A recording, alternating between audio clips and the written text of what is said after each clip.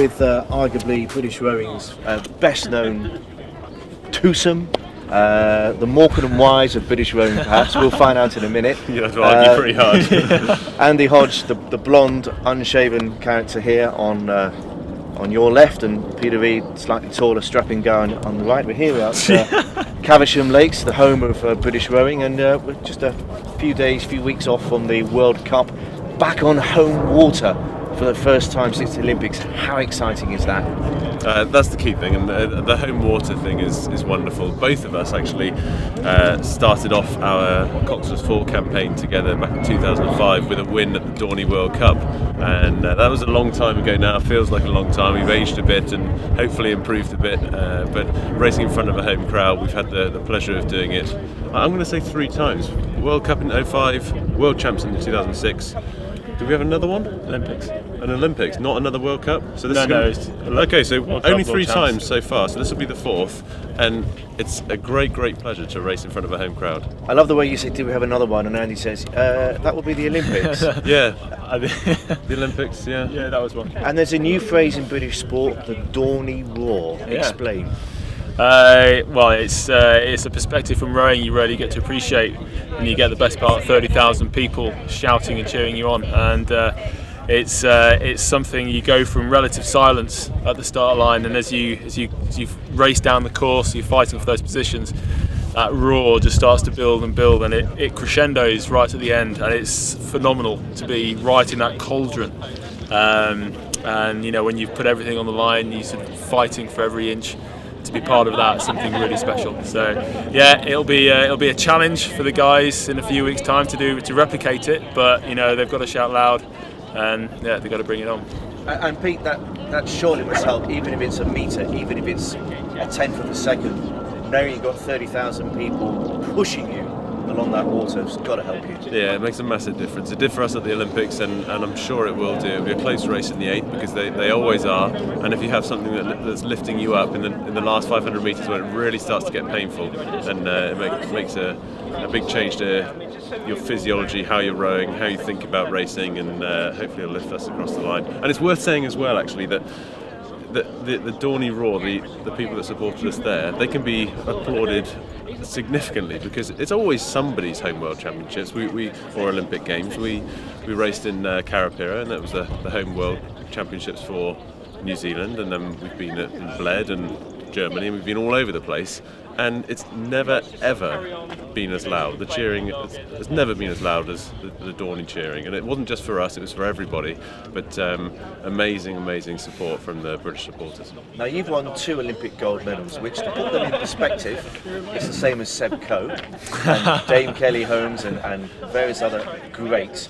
But you decided a nanosecond after picking up your gold medal, you were going to go again for Rio. Your partner in crime here took a little bit longer, I suspect enjoyed a few weeks after the Olympics, but you've now decided that you want to go for Rio as well, so you're going for a triple. Now that's a lot of hard work, but I guess you're long time retired. Well, exactly. We've got a whole life to look forward to afterwards. But the bottom line is, you've got to enjoy the sport. You have to enjoy training. You've got to feel like you're progressing. For me, that was the big question: is if I could get back into the sport, still enjoy it, and still feel I can go somewhere. And it's been a great challenge to come back, but also to get into a new project like the 8, to get rowing back with some of the old guys, but also some of the new guys. Learn from them, you know, build something together. And that's been a really sort of enjoyable part of the last few months. And now the weather's turned good. We start to get to the point at the end of the season, start to get some racing, and things are going well. So for now, you know, definitely keep my eye on the prize and keep fighting towards those goals, the Worlds, and then maybe Rio will be an option. So you've been a pair, you've got a successful pair, you've been a very successful part of a 4, you're going to be in the 8s for this World Cup. That doesn't necessarily mean anything, I guess, longer term. But is it quite nice being in the 8s? Because I guess you feel as if you're in a team. Yeah, the 8s. I haven't been in so many international 8s, so I'm very inexperienced compared to some of the guys that we're racing with at the moment, and they've all got so many valuable contributions to make. I'm learning all the time, but 8s that we've done together, 2005 Blue Boat, we raced and won together.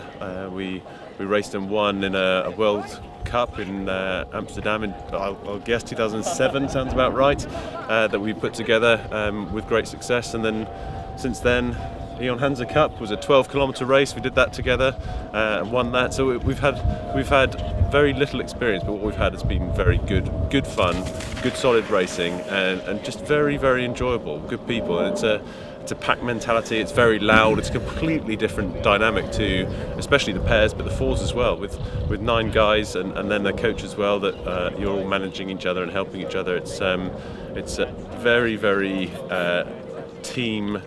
big team management business that we're in at the moment, and it's very, very enjoyable. And Andy, despite your success as a pair and as a four, there is an old adage in rowing that 8s is still sort of the blue ribbon boat. Is that great, or is that actually the case? God, difficult one to answer really. It's, every rower will put their 100% into whichever boat they're in. They'll give everything. We have a very special spot now in the 2B team, with it being the lead heavy men's boat, and I think that adds a certain weight.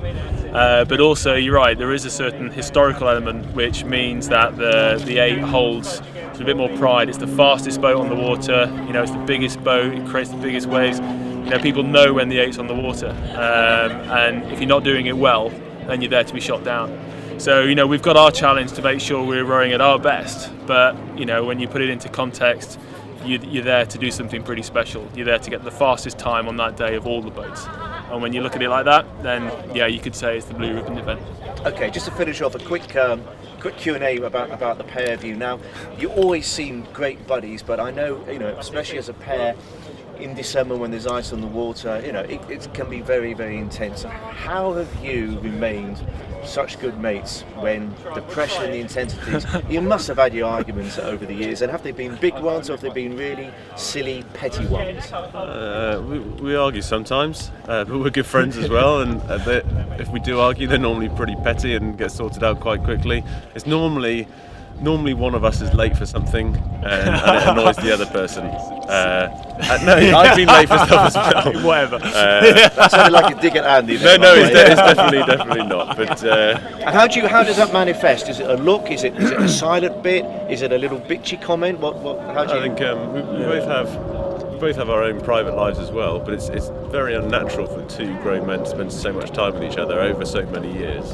And when you've got your private lives as well, and if things aren't completely sorted there, then it's hard to come down, face 3 sessions of tough training with a big smile on your face, and maybe in those times then you could just say something that rubs the other person up the wrong way, and then it's a little bit difficult for 5 minutes, but we sort that out. Yeah. What are your similarities, Andy? Obviously, apart from being fantastic sportsmen, and what are your differences?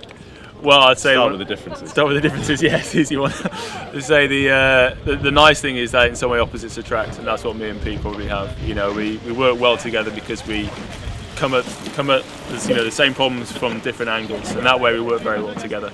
We have an appreciation of that different approach, and it makes a great team. And that's probably one of the strengths we definitely have. We've got many things which are different. I'm long hair, he's short hair. I'm late, he's early. There's all sorts of things, but there's a lot of things to work together with, and the product is a very successful team. And the thought, and it's just a thought at the moment, a lot of work to do, but 3 gold medals, Olympic gold medals. How unbelievable is that thought? And if you'd been told that back in, you're talking about when you first rode in London at Dorney at 2005, how incredible a prospect is that? Yeah, going for that challenge is enormous. I can't believe we're going for it, and to be honest, it's a very long way off in my mind. I think at the moment I've just started thinking about Dorney Lake 2013, to be perfectly honest with you, and it's been a very steady build up until this point, and I think you could easily get bogged down. If you thought about that ultimate goal every day, you would lose the plot. But the opportunity to challenge for that, three Olympic golds in rowing, it's an enormous challenge. I'm very lucky to be in the position to be going for it, and I can't believe it could be a reality. But it's so far off, I won't even let myself think about it at the moment. And Andy? Yeah, likewise. It's something you'd love to do. You feel like while you've still got the body and the youth, you've got the opportunity to do it, you sort of have an obligation to do it. So you've got to take the steps to try and achieve it. But if I was to focus solely on the Olympics, then I'd fall over myself. So it's in some way it's sort of take care of itself in the future. For now, I've just got to concentrate on what I can do on a daily, weekly basis, and just keep improving, keep checking those boxes and making sure I'm stepping on. And in 45 years' time, when you've got grandchildren, do you think you'll be sick off the side of each other, or do you think you might still just go out for a little paddle? Depends how drunk I am. I'll have forgotten who he is. I've still got my marbles then. Dementia, all that's going to set in early. No. We've got so much two together. fat guys sitting around a table with a cigar or something. Say, we were good Big once. glass of whiskey, exactly. Deck chairs at Henley. I don't know how it's going to be. Day. Sounds like you got it all planned. Best of luck this year. Keep on going, guys. Cheers. Thanks a lot.